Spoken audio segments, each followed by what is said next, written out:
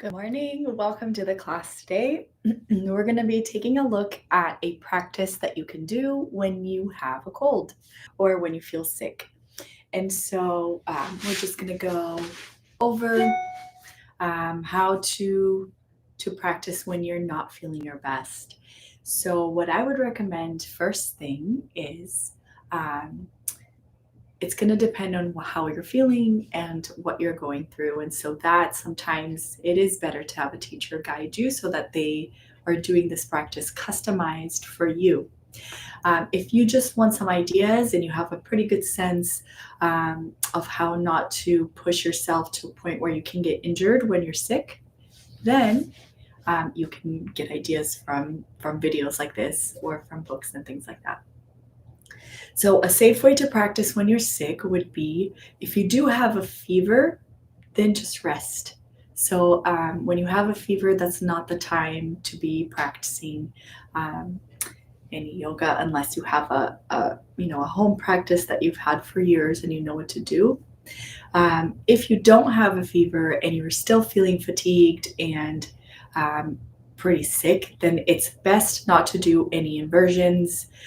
So don't go upside down or don't do any standing poses. So it's nice to stick to poses where you are really using the restorative power of the pose to help you heal through your sickness. So in this practice today, I'm going to show you how to do a very restorative reclining practice, and I'll show you how to get into the pose and how to stay in the pose a little bit longer. So here we go. So we're going to start out with using a bolster. So using a nice firm pillow would be the best way to do that. I'm just going to fix the light really quick because the sun is coming in, which is great, but it may not work.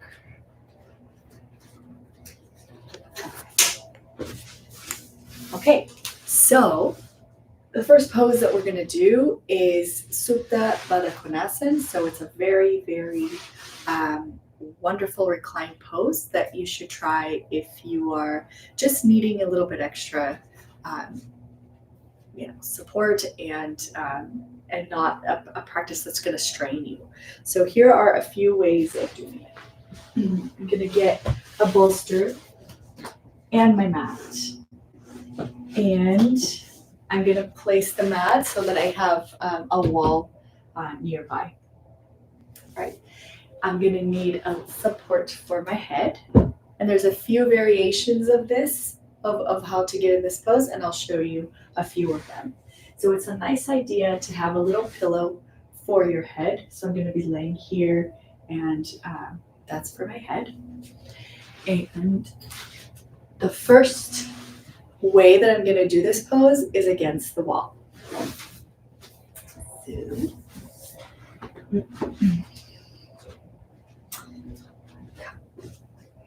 Okay, so go ahead and come close to the wall so that the wall can support your feet here. Okay, so here I come close to the wall, and let me move the camera so that you can see this a little bit better.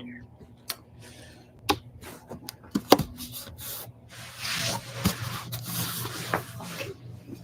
So we're coming close to the wall here, bringing the soles of the feet together, and the wall is kind of a support for your feet so that the feet don't escape away from you. And then you're going to just lay back on the bolster, making sure that the bolster isn't on your lower back. It's just at the start of your rib cage here. And you can sit back on that bolster. It is sometimes a good idea to place a little block here right underneath the knees. Okay, so you can make sure that here, if I didn't have this supporting my head, then I have this position where my chin is pointing up, and I want to make sure that I don't have that. So you can probably see that when I have the support underneath my head, I have a better position of my head. So my head feels just right. It feels comfortable. So here I start the process here. So you lay in the pose and you press the soles of the feet together. I'll show you a different angle to this in just a second. Press the soles of the feet together and start breathing naturally in this pose. So take your first breath, soften the eyes, the ears, and the throat. And soften the eyes, soften the eyes, and soften the eyes a little more. And then just allow the chest and the body to fully kind of melt into the bolster. And the knees can just rest into the block, releasing any tension that you have in the thighs, in the groin, in the belly. And you can also put a blanket over you if you're feeling cold. Really, with every breath, softening the eyes, the ears, and the throat.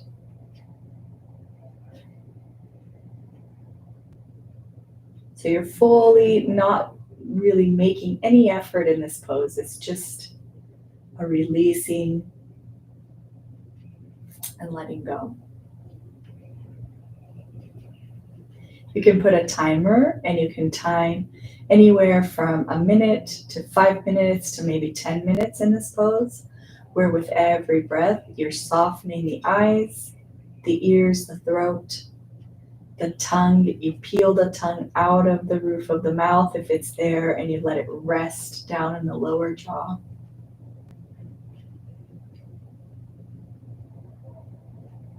Releasing with every breath, releasing any tension that you may build up here at the top of the spine, at the very, the occipital area of the head, just releasing any of that pressure. So breathing into the occipital area of the head, of the back of the head here, and releasing any tension there with every breath. Okay.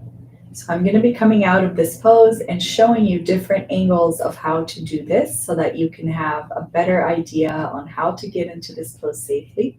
So to get out, I'm going to use my hands to bring the legs up. Take a breath here and then turn to the right and come up. I have one of these little eye bags that I forgot to put on, but you can, of course, put that onto the eyes to just help you keep, maintain that really relaxed sense of the eyes, the ears, and the throat. So now I'm going to show you a different way to do it. If you don't have a wall handy, then you could use your bolster here. And sometimes even if you have a wall handy, you may prefer to do it with a belt. So the way that we do it with a belt is you grab a belt and you make a loop with your belt. You put it over like this. You put the belt around you and bring the belt so that it's not on your waist, but as far as you can go down. Here's your hips, so below the hips. So you have this belt here. Around. Okay. Let's see. Okay. So now you bring the belt so it comes from behind here, comes around, and you bring that belt underneath your feet here. Okay. Making sure that this buckle is not going to be on any of the, in contact with the bony parts of your foot or any part of your skin. Okay. So here we go. So we just really tighten that belt like this. Okay, so the belt is underneath the feet. Okay, it just comes around here and around here. Okay.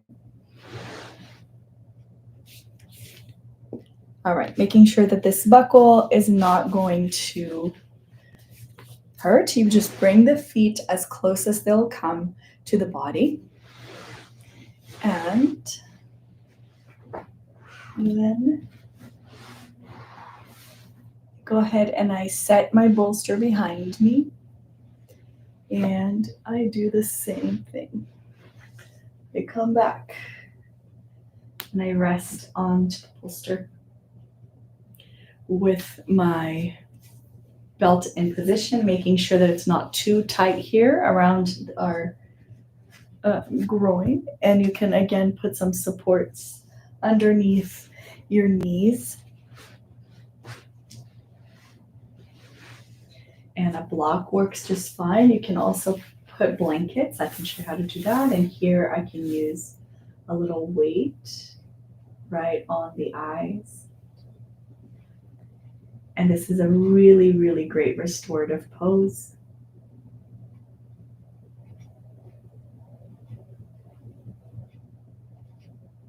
To practice when you're feeling a little sick. Okay, so let's come out.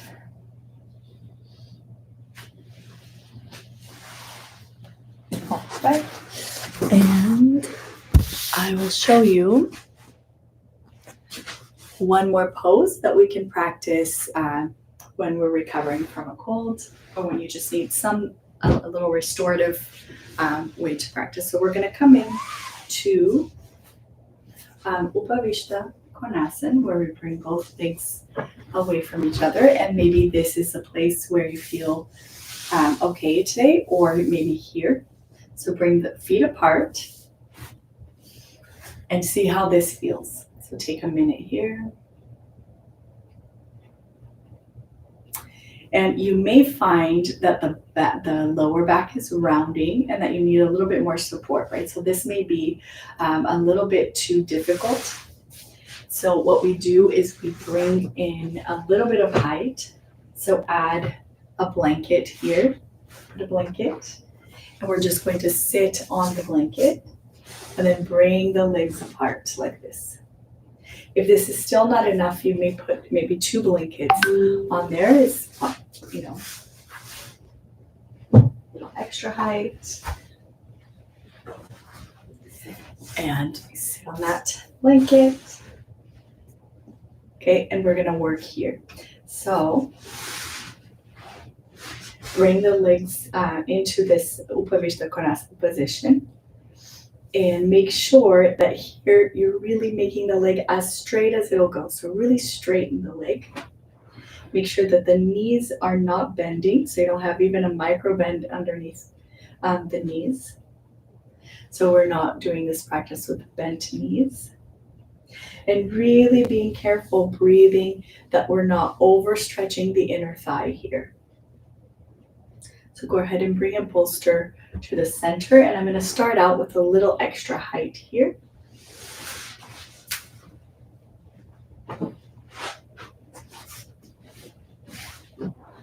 So in my practice, I would maybe lay down in the first pose that we made for about 10 minutes. And once I'm finished with that, then I would come and do this forward fold here. So legs apart. In Upavishta Konasana. Then bring the bolster close to and start coming down into the bolster. And maybe if this is too intense, bring the feet closer together and do the practice like that. All right. So inhale, exhale, and come down into the bolster. We're trying not to round the back here. So really push the sit bones down into the blanket or into the ground. Make the legs very straight and push through the heel of the foot. So lengthen through the heels. So push out through the heel. And then release and breathe. And as you get, a little less, actually should have no strain on the inner thigh. So make sure that the inner thigh is doing okay. And as you can, come down into Upavishta Konasana like this. And you can rest the head on a bolster, just making sure that the skin of the forehead is coming down towards the nose, that you're not pushing that skin up. And here you can keep sitting on the blankets, or you can remove the blankets, and then you can place the forehead down onto the bolster and really massage that forehead. Just really melt into the bolster.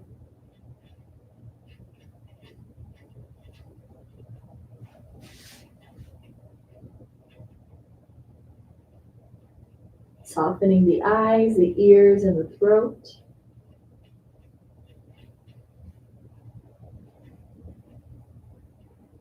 Pushing the heels out, making sure that the legs are nice and straight, and melting into the bolster or your support. And again, you could have two bolsters here. You can lower down to the floor if you'd like. If this is more comfortable for you, then go ahead and add a little bit more height.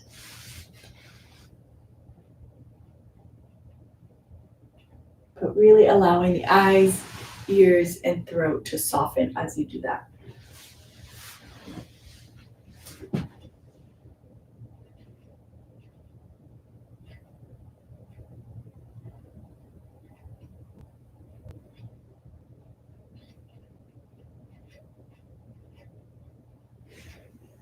And when you're ready, go ahead and use your hands and push up with your hands.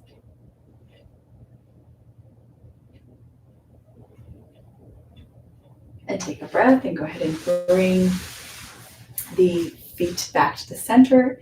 And we'll finish off with just laying down on the mat and a quick Supta Padangusthasana, which is great for digestion. It's really, really a great restorative pose. So put the bolsters aside.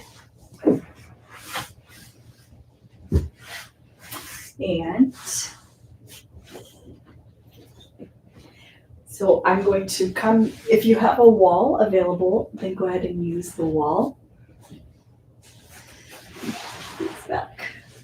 Okay, so I'm going to come near the wall and make sure that my left foot here is in contact with the wall.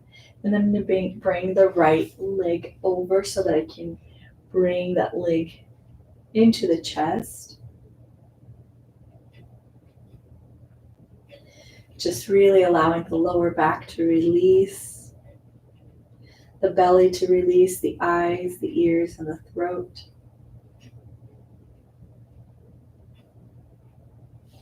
And if you have a strap handy and you need one, bring the leg up into the strap, really stretching through the heels. And releasing this leg, the leg that's down, engaged in pushing the wall away. Release this part of the leg, the very top part of the groin here. Start releasing this part of the leg to allow more length in the lifted leg. So here again, soften the eyes, the ears, the throat. Make sure that the foot is flat, so that you don't have this situation where you are extending the outer heel more than the inner heel. So extend both heels up. So it takes time, but just notice if that's what happens. Really extend the inner heel out towards the ceiling. So extend the inner heel. This will really help solve any problems with the knees sometimes, this collapse of the inner heel here. So give that extra attention to bring this inner heel up if it is collapsing on your body. And soften the belly, eyes, ears, throat. When you're ready, bend the leg and bring it down, and then we're going to do it with the left leg. So bring the leg into the chest, really pressing the right foot into the wall, releasing the right groin, so that you can bring the left knee closer to your abdomen. So sometimes there's a lot of tension here on the straight leg. And if we just breathe a few times into the left groin, release the pressure or the gripping in the straight leg, we find that then we can really just bring the left leg, this bent knee, much further down into the body. So if I'm really storing tension here on the right leg. Sometimes I do that, without even realizing it. I start understanding my holding patterns and my gripping patterns. I release tension on the right leg, and then I have more of a release of the left leg. Soften the eyes, the ears, and the throat. Go ahead and bring the left leg up. Again, noticing if the inner heel is being stretched up to the ceiling as much as the outer heel, so there's a balance there. Pressing the right foot into the wall. Release the right leg, the right groin, and then allow the left leg to come up. So release the right leg, and it will allow this movement.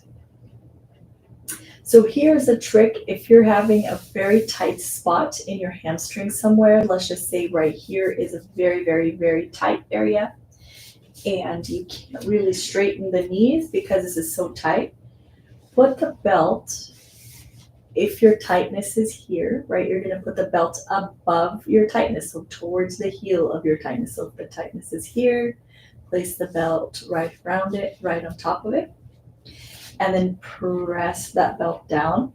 So push the tightness down into the floor, and then use that to straighten the knee.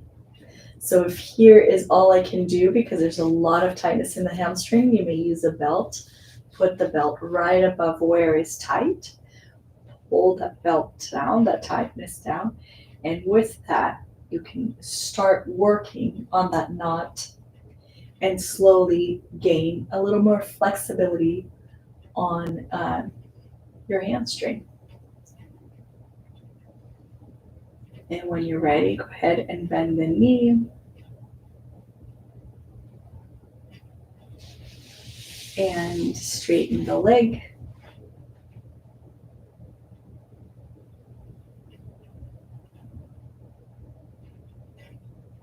And you can go back to your Baddha Konasana. If your leg keeps sliding down, then go near a wall.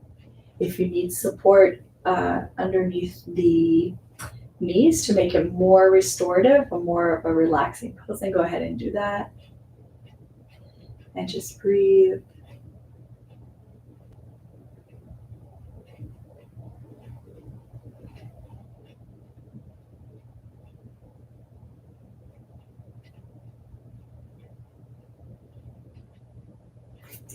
And when you're ready, bring the legs up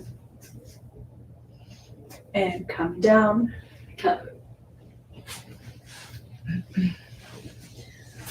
Right, and that is a nice, quick practice that you can do when you're recovering from a cold. Leave me any comments in the description below or in the comment section below. Tell me what is it that you like to do for your yoga practice when you are feeling sick or under the weather. I would love any comments or suggestions. Let me see if I have any. Okay. But thank you for watching, and after this, you may follow your practice with a nice long shavasana. You can put, your favorite guided shavasana recording, or you can put a nice soothing sound if you would like that. And a nice long shavasana sometimes is amazing. When you're sick, you can really breathe through the shavasana and really come in contact with, a different energy. Because you're more At least you can't, expect yourself to have, so much cardio and so much strength building and flexibility. Maybe, when you're sick, the practice is more quiet, more restorative, and sometimes very revealing. So I hope I hope you have health, and if you are sick, that this practice is nourishing for you. And thank you for watching, and I will see you next week. Thank you.